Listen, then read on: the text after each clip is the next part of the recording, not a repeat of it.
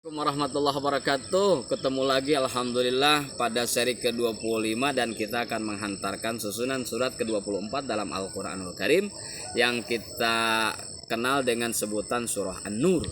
An-Nur maknanya adalah cahaya. Kenapa ini surat dinamai cahaya atau An-Nur? Li is'ad An-Nur Rabbani, karena berkilauan sekali cahaya Rabbani, petunjuk dari Allah Subhanahu wa taala untuk pedoman hidup umat manusia, wabil khusus kita sekalian kaum mukminin mukminat dalam rangka menapaki kehidupan di dunia ini. Surah An-Nur termasuk kelompok daripada surah Al-Madaniyah. Karena Madaniyah otomatis di dalamnya nanti akan kita temukan berbicara banyak tentang ahkam at-tasyri'iyah, hukum-hukum syariah. Kemudian juga banyak mengandung tentang at-taujih wal akhlak, petutur dan nasihat Allah Subhanahu wa taala, termasuk juga bimbingan akhlak, bimbingan moral, bimbingan etika yang seyogyanya dimiliki dan diamalkan oleh kaum mukminin mukminat. Di antaranya contoh nanti kita akan menemukan bagaimana adab etika ketika kita istidzan inda dukhulil buyut. Dianjurkan untuk memohon izin dulu kepada pemilik rumah manakala hendak bertamu. Jangan main selonong boy istilahnya. Kemudian juga godil absor, pentingnya kita memejamkan pandangan dan mata kita dari pandangan-pandangan yang diharamkan oleh Allah Subhanahu wa taala, termasuk ketika kita bertamu mengunjungi rumah saudara dan rumah tetangga kita. Juga pentingnya hifdzil furuj, kita untuk menjaga farji kemaluan kita. Hurmah ihtilat rijal bin nisail ajnabiyat, diharamkannya bahwa laki dan perempuan yang bukan muhrim untuk ikhtilat dalam satu ruangan, berkumpul dalam satu ruangan. Dan wa mayan bagi antakuna alih minal usrah al muslimah, hal-hal yang penting untuk diamalkan bagi keluarga muslim muslimat.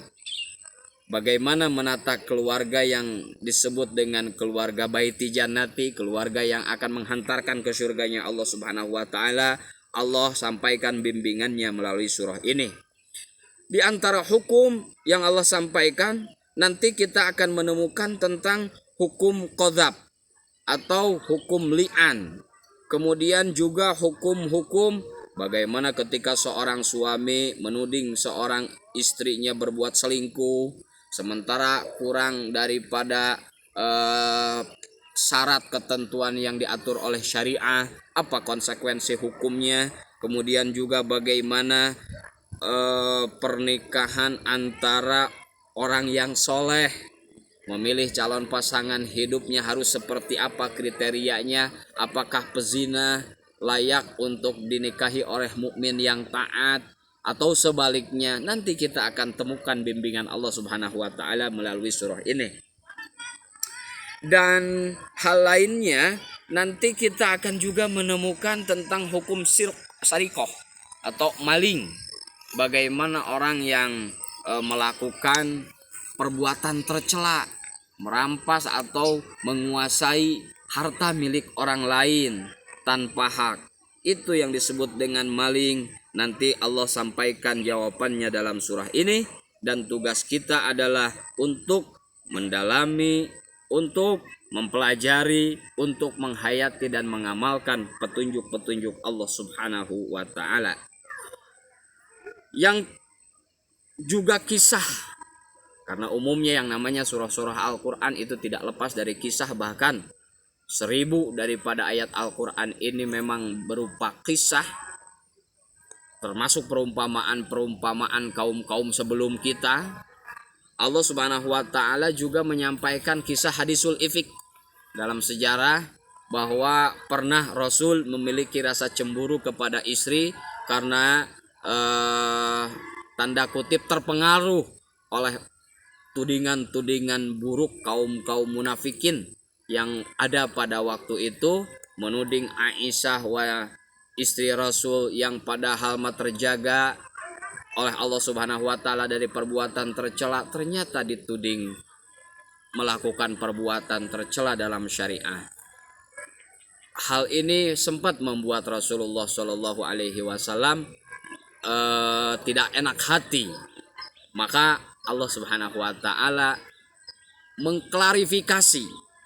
Allah Subhanahu wa taala menjawab tudingan-tudingan miring yang memang selalu dilontarkan oleh orang-orang munafikin, orang-orang yang memiliki mulut buruk dan hati buruk. Dalam hal itu Allah Subhanahu wa taala menjamin bahwa Aisyah istri Rasul benar-benar wanita yang dijaga kehormatannya oleh Allah Subhanahu wa taala. Setelah turun firman Allah ini, maka kembali rumah tangga Rasul berjalan normal seperti biasa, dan ini pelajarannya adalah merupakan bagian daripada bumbu-bumbu kehidupan berumah tangga. Ini beberapa hal yang akan kita temukan setelah kita mempelajari surah An-Nur, selain daripada ilmu dan hikmah yang lain yang lebih banyak yang akan kita dapatkan. Mudah-mudahan Allah Subhanahu wa taala memberikan sinar dan cahaya kepada hati kita, berkah cahaya Al-Qur'anul Karim, keluarga kita, keluarga yang senantiasa disinari oleh sinar Allah Subhanahu wa taala, sinarnya Al-Qur'anul Karim, keluarga bahagia dunia wal akhirat. Wallahu a'lam bishawab. Hadza minni wassalamualaikum warahmatullahi wabarakatuh.